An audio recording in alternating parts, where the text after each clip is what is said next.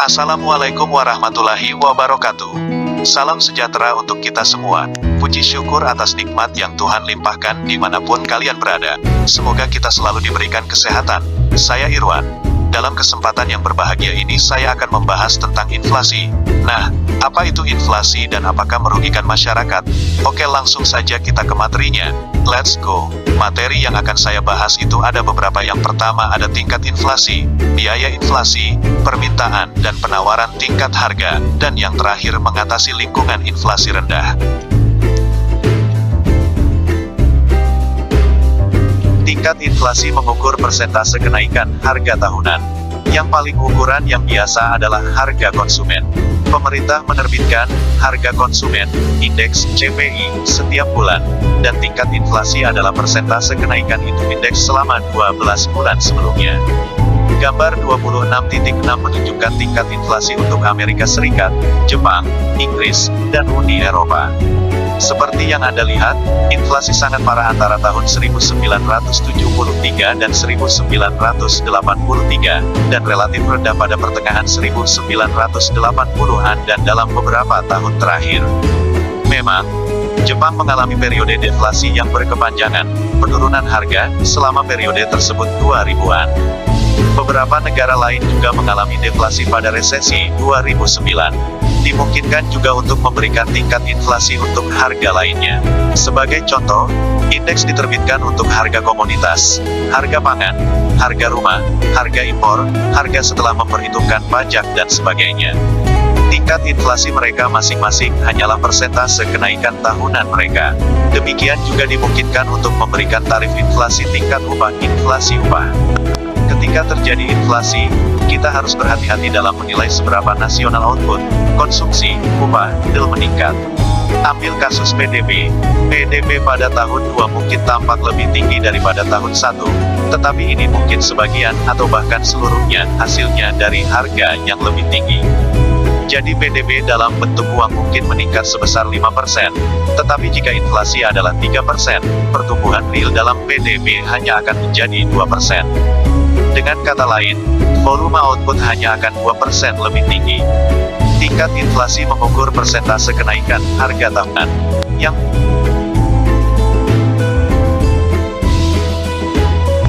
selanjutnya ada biaya inflasi. Biaya inflasi.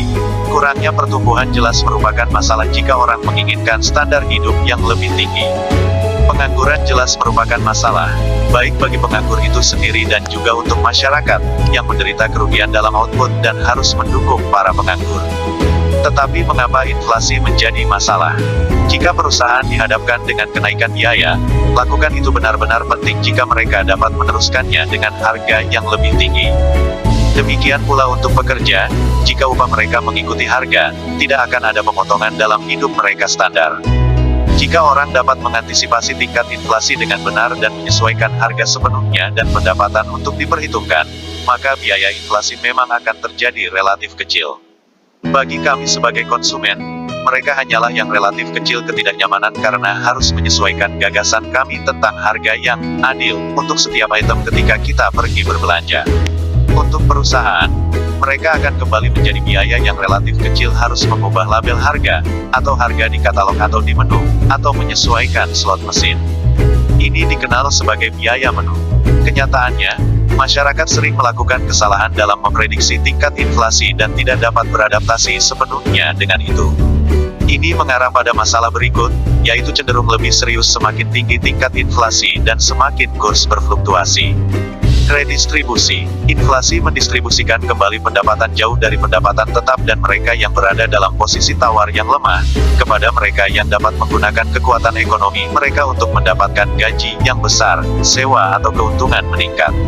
Ini mendistribusikan kembali kekayaan kepada mereka yang memiliki aset, misalnya properti, yang nilainya naik sangat cepat selama periode inflasi, dan jauh dari mereka yang memiliki tabungan yang membayar tingkat bunga di bawah tingkat inflasi dan karenanya nilainya tergerus oleh inflasi. Pensiunan mungkin sangat buruk dilanda inflasi yang cepat. Ketidakpastian dan kurangnya investasi. Inflasi cenderung menimbulkan ketidakpastian dalam dunia usaha, terutama pada saat tingkat inflasi berfluktuasi. Umumnya, semakin tinggi tingkat inflasi, semakin berfluktuasi. Jika sulit bagi perusahaan untuk melakukannya memprediksi biaya dan pendapatan mereka mungkin enggan berinvestasi. Ini akan menurunkan tingkat pertumbuhan ekonomi. Sebaliknya, seperti yang akan dijelaskan di bawah ini, kebijakan untuk mengurangi tingkat inflasi dapat dengan sendirinya mengurangi tingkat ekonomi pertumbuhan, terutama dalam jangka pendek. Hal ini kemudian dapat memberikan pemerintah dengan dilema kebijakan. Neraca pembayaran. Inflasi cenderung memperburuk neraca pembayaran. Jika sebuah negara menderita inflasi yang relatif tinggi, ekspornya akan menjadi kurang kompetitif di pasar dunia. Pada saat yang sama, impor akan menjadi relatif lebih murah daripada barang-barang produksi rumahan. Dengan demikian ekspor akan turun dan impor akan naik. Hasil dari neraca pembayaran akan memburuk dan, atau nilai tukar akan jatuh, atau suku bunga harus naik. Masing-masing efek ini dapat menimbulkan masalah. Ini adalah diperiksa lebih rinci dalam bab berikutnya. Sumber daya. Sumber daya tambahan kemungkinan akan digunakan untuk mengatasi dampak inflasi. Akuntan dan pakar keuangan lainnya mungkin harus dipekerjakan oleh perusahaan untuk membantu mereka mengatasi ketidakpastian yang disebabkan oleh inflasi. Biaya inflasi mungkin relatif ringan jika inflasi dipertahankan pada angka tunggal. Namun, mereka bisa menjadi sangat serius jika inflasi tidak terkendali. Jika inflasi berkembang menjadi hiperinflasi, dengan harga naik mungkin beberapa.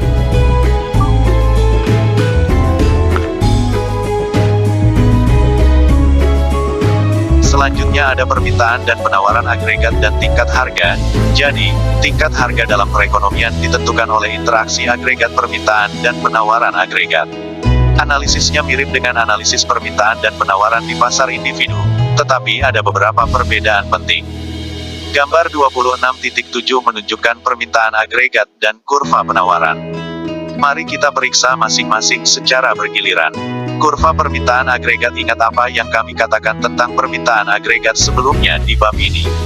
Ini adalah total tingkat pengeluaran untuk produk negara, yaitu oleh konsumen, oleh pemerintah, oleh perusahaan investasi, dan oleh orang-orang yang tinggal di luar negeri. Permintaan agregat kurva menunjukkan berapa banyak output nasional PDB yang akan diminta pada setiap tingkat harga. Tetapi mengapa kurva AD miring ke bawah? Mengapa permintaan orang lebih sedikit produk saat harga naik? Ada 3 alasan utama. Jika harga naik, orang akan terdorong untuk membeli lebih sedikit produk negara tersebut dan sebaliknya lebih banyak impor, yang sekarang relatif lebih murah juga negara akan menjual lebih sedikit ekspor. Dengan demikian permintaan agregat akan lebih rendah. Saat harga naik, orang akan membutuhkan lebih banyak uang untuk membayar pembelian mereka. Dengan mengingat pasokan uang dalam perekonomian, ini akan berdampak pada peningkatan suku bunga. Kami akan membahasnya di bab 28. Efek dari minat yang lebih tinggi tingkat akan untuk mencegah pinjaman dan mendorong tabungan. Keduanya akan memiliki efek mengurangi pengeluaran dan karenanya mengurangi permintaan agregat. Jika harga naik, nilai tabungan masyarakat akan terkikis. Dengan demikian mereka dapat menyelamatkan lebih banyak dan menghabiskan lebih sedikit sebagai kompensasi.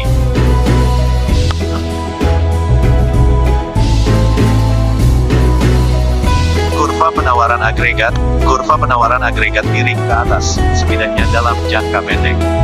Dengan kata lain, semakin tinggi tingkat harga, semakin banyak yang akan diproduksi. Alasannya sederhana, asalkan harga faktor dan, khususnya, tingkat upah tidak naik secepat harga produk, profitabilitas perusahaan pada setiap tingkat output akan lebih tinggi dari sebelumnya. Ini akan mendorong mereka untuk menghasilkan lebih banyak. Keseimbangan tingkat harga equilibrium akan terjadi di mana permintaan agregat sama dengan penawaran agregat. Untuk menunjukkan hal ini, pertimbangkan apa yang akan terjadi jika permintaan agregat terlampaui penawaran agregat, misalnya, di B2 pada gambar 26.7. Kekurangan yang dihasilkan di seluruh perekonomian akan menaikkan harga. Ini akan menyebabkan gerakan ke atas kurva AD dan AS sampai AD sama dengan AS, tipe. Pergeseran pada kurva AD atau AS. Jika terjadi perubahan tingkat harga maka akan terjadi pergerakan sepanjang AD dan kurva AS. Jika determinan AD atau AS lainnya berubah, kurva yang bersangkutan akan berubah menggeser. Analisis di sini sangat mirip dengan pergeseran dan pergerakan sepanjang permintaan dan kurva penawaran di masing-masing pasar. Lihat halaman 65 dan 69. Kurva permintaan agregat akan bergeser jika terjadi perubahan pada salah satu komponennya, konsumsi, investasi, pengeluaran pemerintah atau ekspor dikurangi impor. Jadi jika pemerintah memutuskan untuk membelanjakan lebih banyak, atau jika konsumen membelanjakan lebih banyak sebagai akibat dari pajak yang lebih rendah, atau jika bisnis kepercayaan meningkat sehingga perusahaan memutuskan untuk berinvestasi lebih banyak, kurva AD akan bergeser ke kanan. Demikian pula, kurva penawaran agregat akan bergeser ke kanan jika ada peningkatan produktivitas tenaga kerja atau stok modal, dengan kata lain, jika ada peningkatan output potensial. Penyebab inflasi tarikan permintaan disebabkan oleh terus meningkatnya permintaan agregat. Di gambar 26.7, kurva AD bergeser ke kanan, dan terus demikian. Perusahaan akan menanggapi kenaikan permintaan agregat sebagian dengan menaikkan harga dan sebagian lagi dengan meningkatkan output. Ada pergerakan naik sepanjang kurva AS.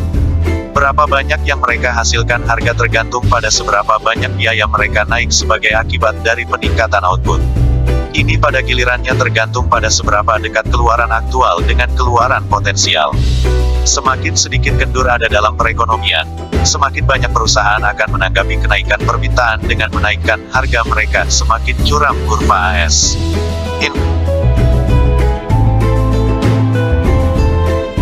Inflasi tarikan permintaan biasanya dikaitkan dengan ekonomi yang sedang booming. Banyak oleh karena itu para ekonom berpendapat bahwa itu adalah pasangan dari pengangguran yang kekurangan permintaan. Ketika ekonomi berada dalam resesi, pengangguran yang kekurangan permintaan akan terjadi tinggi, tetapi inflasi tarikan permintaan akan rendah. Sebaliknya, ketika ekonomi mendekati puncak siklus bisnis, inflasi tarikan permintaan akan tinggi, tetapi pengangguran yang kekurangan permintaan akan rendah. Inflasi dorongan biaya dikaitkan dengan kenaikan biaya yang terus-menerus dan karenanya pergeseran kurva AS ke kiri, ke atas. Pergeseran tersebut terjadi ketika biaya produksi meningkat secara independen dari permintaan agregat. Jika perusahaan menghadapi kenaikan biaya, mereka akan merespons sebagian dengan menaikkan harga dan membebankan biaya kepada konsumen, dan sebagian lagi dengan mengurangi produksi.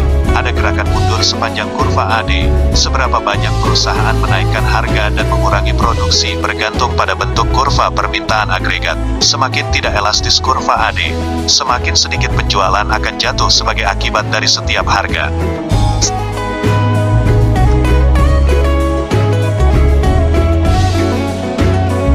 Dan yang terakhir, mengatasi lingkungan inflasi rendah. Ketika tidak ada inflasi sepertinya hal yang buruk juga. Gambar 26.6 menunjukkan bagaimana Jepang mengalami berlarut-larut periode deflasi, periode di mana tingkat harga rata-rata turun. Tapi, kami juga melihat yang lain negara juga telah terbiasa dengan sejarah tingkat inflasi yang rendah. Di bagian 26.4 kami mempertimbangkan beberapa dari biaya inflasi. Tapi, bisa bisnis juga terpengaruh oleh deflasi atau positif sangat rendah tingkat inflasi. Dalam kotak ini kami mempertimbangkan beberapa di antaranya efek ekonomi potensial dari apa yang kita sebut sebagai lingkungan inflasi rendah. Tekanan pada keuntungan. Jatuh harga, atau sangat lambat kenaikan harga, merupakan masalah bagi bisnis jika biaya, seperti sebagai biaya tenaga kerja, naik lebih cepat. Ini merugikan berdampak pada keuntungan.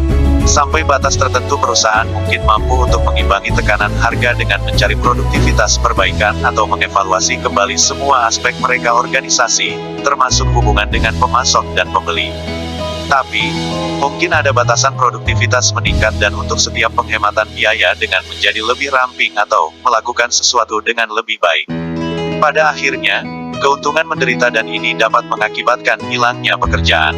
Jika ini khas di seluruh ekonomi, kehilangan pekerjaan dan penurunan pendapatan rumah tangga mengakibatkan penurunan penjualan lebih lanjut.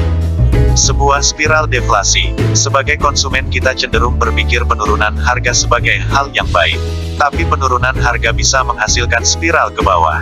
Saat harga turun, atau bahkan mungkin meningkat sangat lambat, orang mungkin tergoda untuk menunda pembelian, percaya bahwa harga akan menjadi lebih rendah di masa mendatang. Dengan kata lain, orang merespons untuk harapan harga yang lebih rendah dengan menunda konsumsi. Harapan harga yang lebih rendah di masa depan melemahkan permintaan hari ini. Ini Tentu saja, menempatkan tekanan ke bawah lebih lanjut pada harga. Kita berakhir dengan spiral deflasi dan kontraksi ekonomi. Hutang. Rendahnya tingkat inflasi berarti bahwa nilai real hutang terkikis lebih lambat. Salah satu cara berpikir tentang ini untuk mempertimbangkan proporsi pendapatan yang perusahaan dan rumah tangga perlu mengabdikan diri untuk pembayaran hutang ketika tingkat inflasi rendah atau bahkan negatif. Jika aliran pendapatan juga tumbuh lambat atau, lebih buruk lagi, mulai tumbuh menurun, maka proporsi pendapatan yang dihabiskan untuk pelayanan hutang cenderung meningkat. Ekonom merujuk seperti itu fenomena sebagai peningkatan income gearing. Dia menjadi lebih sulit bagi perusahaan dan rumah tangga memenuhi komitmen hutang mereka. Namun, ada satu faktor yang meringankan. Dalam periode deflasi, bank sentral, seperti Bank of England di Inggris, cenderung menurunkan suku bunga. Mungkin perlu dicatat bahwa bank sentral itu target tingkat inflasi, seperti Bank of England dan Bank Sentral Eropa, jangan menargetkan nol inflasi. Bank of England, misalnya, dikenai biaya oleh pemerintah untuk memenuhi target inflasi pusat tingkat 2%, tetapi dengan kelonggaran 1% titik kedua sisi ini. Jadi pembuat kebijakan juga berperilaku seolah-olah tingkat inflasi yang terlalu rendah dan terlalu tinggi adalah sesuatu yang buruk. Kurva